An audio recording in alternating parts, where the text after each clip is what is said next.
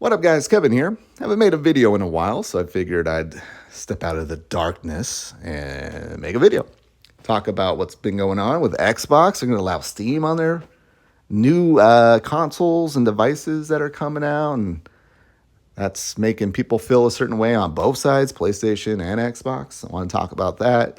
Xbox is going to lay off a lot of people. I want to get my predictions about that. And I know it's negative, but I'm gonna be happy about the layoffs coming up. So this video won't be too much of a downer. And Nintendo, I don't know if I'll talk about Nintendo. My Switch 2 is already collecting dust. It's so sad. But yeah, maybe I'll talk about that at the end. But let's talk about the layoffs because it could be negative. I don't see it as negative. It's not a negative when you go work at Microsoft, a company that's known to lay people off, and then you get laid off. So I don't feel bad for you. I really don't feel bad for the layoffs. I'm going to celebrate because they're going to get the rest of the year off probably because they'll probably get a really nice severance package. The stock market is at an all-time high. I don't think they'll have any issue finding a new job. Fuck it. I'm tired of, I still don't like companies that lay people off, but if you work at Microsoft, that's just what they do. They hire people, they make them trillions of dollars, and they go, all right, bye-bye. Piss off. Thanks for the $1 trillion, fuckers. Later. Seriously, that's just how I feel. It's just like how many times can I read or make the tweet like, oh, man, my heart goes out to all these people, blah, blah, blah, it's been affected. Nah, not really. Not anymore. Just reminds me, I worked at a financial company like over a decade ago, and there was another competing financial company that was known to lay people off, and someone left to go over there, and before he left, we were just telling him, like, they lay people off. They do it all the time. Why are you doing that? And he's like, yeah, I know, but, they pay more, blah, blah, blah. So, yeah, go work at these companies at your own risk. Shit, I might go in the office and get laid off tomorrow. I think my company does layoffs, but I don't think they do huge layoffs. But it sucks. It's awful. If you're a company that makes bank, if you're a company, I think that's in the Fortune 500, it's got to be something where you just can't lay people off. You either stop hiring, enforce your code of conduct, because if any company enforce their code of conduct, everybody could be fired. Maybe that's why they can't do it. Like, well, we do that, we have to fire everybody. Just stuff like that is, I don't know.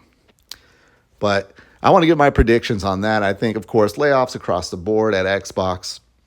Studio shutdowns. I think Compulsion Games, they had, 5-6 years to make South of Midnight. That game was, mediocre at best. Get out of here. Compulsion Games was always a studio I forgot they even had until, just recently when they started marketing South of Midnight, or barely any marketing. And that game just didn't really seem to connect with people. I hear some people like it, but you buy Compulsion Games, and this is what you get from Compulsion Games. You're just going to get an 80 Metacritic score game at best. I don't even know if it hit 80. That's what you're going to get. I don't think Microsoft wants that from them. I think they're looking at them like, hey, man, we gave you 6 years, all the time in the world, and this is what you gave us. Bye-bye. I think Compulsion Games are shutting down. Or they'll do what they did with Tango Gameworks, where someone else buys them. They'll just go to Ember or whatever, Tencent. But yeah, I think Compulsion gets shut down, and bye-bye Ninja Theory. Again, 5-6 years to make Hellblade 2, and wow. Hellblade 1, we all played that game and went, yeah, this is a great game, but it felt like a kind of like a techie demo-y type game where you go, oh, the next one's just going to open up and be awesome. And we thought they were doing that because it took them forever to release a game, but they just released the same game over again, and a lot of people think it's worse because of that. We had higher expectations, and this is it. This is it. And I think a lot of these companies, I don't like to call developers lazy, but I think they just go, oh, we're owned by Microsoft, big corpo. We'll just sit on our asses, and once a deadline comes around, we'll figure it out. And these are the studios that were showing off their new office spaces. It's always a bad sign when a studio gets bought and they get a new office space and you see that before you see a game. Yeah, short that company or short that game if you can. I don't think you can short Microsoft.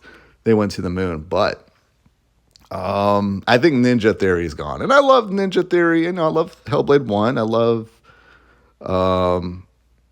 what else did they do? Odyssey to the West. DMC Devil May Cry is my favorite Devil May Cry game. Yes. Sad, but I think if a studio is going to get cut, I think it's them. Of course, across the board, layoffs. Who else? I think Obsidian. Obsidian's just been such, as much as like I see people call them the Insomniac for Xbox because they do pump out a lot of games, but I feel like they just don't hit their. I feel like they just have so much potential. They can do so much more, and they put out these kind of middling games, like a game like Outer Worlds. It's getting a sequel. The sequel looks good, but at best, it looks just like maybe a slightly better version of Outer Worlds. And Outer Worlds was a good game. People liked it, but it was pretty forgettable. I think this studio just has so much potential. They're just not hitting it. And their employee headcount, I mean, they're probably just about done with the Outer Worlds. They're probably like, all right, bye-bye. Microsoft's like, hey, thank you for help contributing, making us trillions of dollars. Later. But, I can appreciate what Obsidian's doing. I mean, we got freaking Grounded 2 coming out. I mean, they're pumping out the games. But I just don't think they're hitting their max potential. Pentiment is probably the closest, and that's not a game for really anyone. Nobody bought that game, but that's a pretty good game. That's a game where I go, yeah, this is what you get with Obsidian. This is Obsidian greatness. What else? Enough of the layoffs. Let's talk about the new Xbox consoles. I just saw like some former Xbox hardware person said that Xbox is dead with their hardware. Their hardware business is dead. And of course, every PlayStation person and their mom is running with this person. They're has-been. They're a YouTuber. They're you. And no one takes you seriously. We just like to laugh at you. But that's just what she is. She's just a has-been. She used to work for a company, so I guess that gives her allowance to trust what she's saying. No, she doesn't work at Xbox anymore, probably because she got laid off. We know how Xbox operates. And that's just her opinion, even though Xbox announced like 2 new handhelds here. I think there's other devices coming and consoles. They just announced that they're teaming up with AMD to make the silicone. That doesn't tell me the Xbox hardware is dead. Like, I don't get it. I don't get it. Now, I can get her going, this isn't my Xbox that I helped create. I can get that. And it's not. It's a different type of Xbox. Next Xbox may not be made by Xbox. So maybe in that aspect, she might be right. But Xbox is like, yo, we got new consoles coming. They're going to be called Xbox whatever. I don't know what else people want. In fact, I think the PlayStation fanboys are mad that Xbox is still not dead. Like, goddamn, why won't they die? Why won't they just go away? We're getting their games and they're still making hardware. But yeah, let's talk about Steam being on these new Xbox hardware. That's really the main platform. There's probably other platforms. It sounds like they're releasing Steam machines. Like Xbox is going to release Steam machines with other stores on there. And I'm excited as someone who owns a lot of games on Steam, but doesn't like playing on PC. I just don't. I've tried it last, 10 years? 10 years of trying PC gaming, and it's just a no-go for me. Man, this will be huge for me. But the PlayStation fanboys are saying that it's not an Xbox. If Steam's on it, it's not an Xbox anymore. And it's like, what they don't understand is Xbox guys get to play Steam on an Xbox platform. PlayStation guys just get to play PlayStation games on their PlayStation platform, hardware. And I think that's pissing the PlayStation fanboys off because the PlayStation games are also on Steam. So I understand that it's like, oh, it don't count because you're opening Steam, not Xbox. But what they don't understand is these people are still choosing an Xbox over a PlayStation, and now they get access to the PlayStation games. And I think it's hilarious.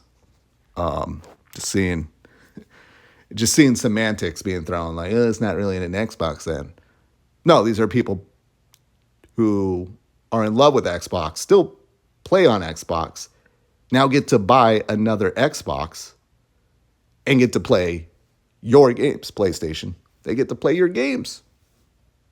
Ha ha. And hey, good on PlayStation. It sounds like they're not going to do anything or try to fight it.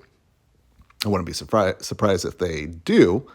But I want to talk about what does this look like going forward?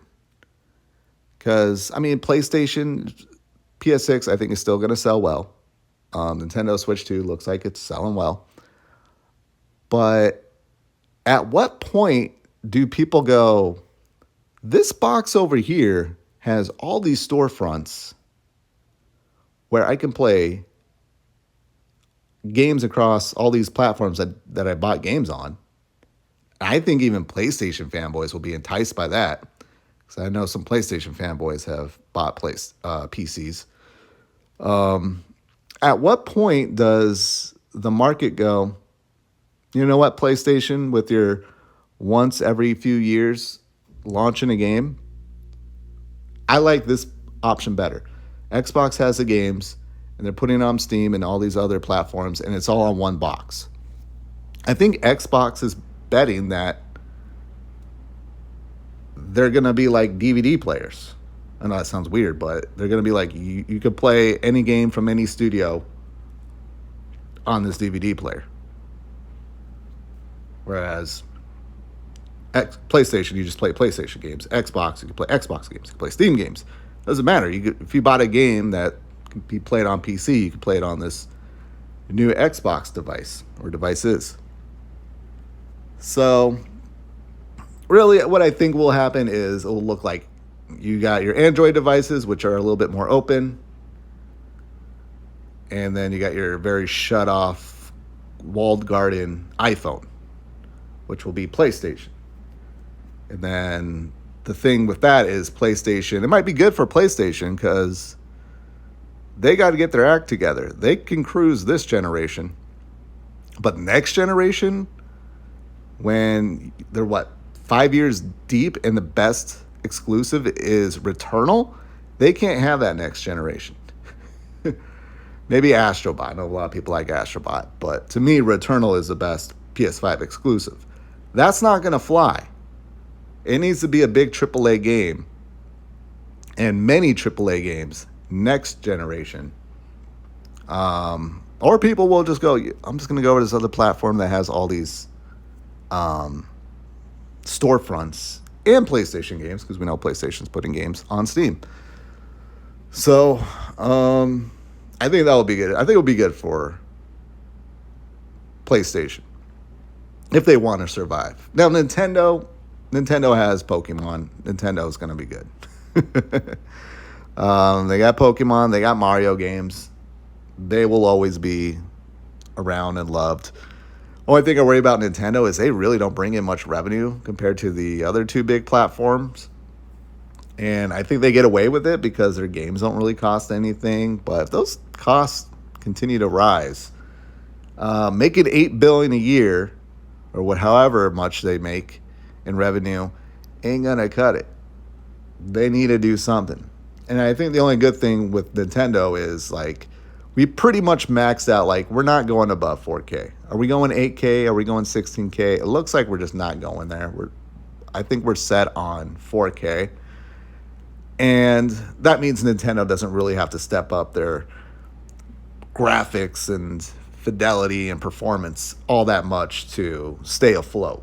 Could you imagine if we were on 16K now and just how dated and gross these Nintendo Switch and Switch 2 games would look? Yeah, yuck. But at the end of the day, they have Pokemon, so they'll be all right. But all right, that's my thoughts on gaming as of late. What else? Oh, what else? I wanted to say one last thing. It was like Colin Moriarty put out a tweet. Sacred Symbols guy. He just said something like, "Make it make sense. Why? How does Xbox make money having Steam on their platform?"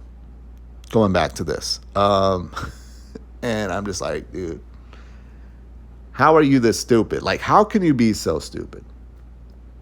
You can be stupid sometimes.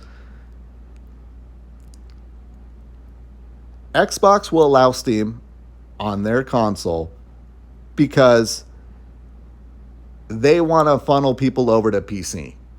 They funnel players over to PC to play Steam. What is Steam powered by? Windows 11, Windows 10. Most of the time, I know Steam is on Mac and Linux, but I mean, what's the percentage of that? Not much. So, cool. So Xbox brings out a new console. A person buys that console just to play Steam games. Okay, well, Xbox gets the money for the person buying the console.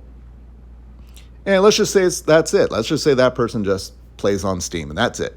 Okay, Xbox probably goes, all right, we didn't make that much money off them, but that person didn't go to PlayStation. Xbox just doesn't want that person to go to PlayStation. To Xbox, that's a win. But I bet a lot of people that have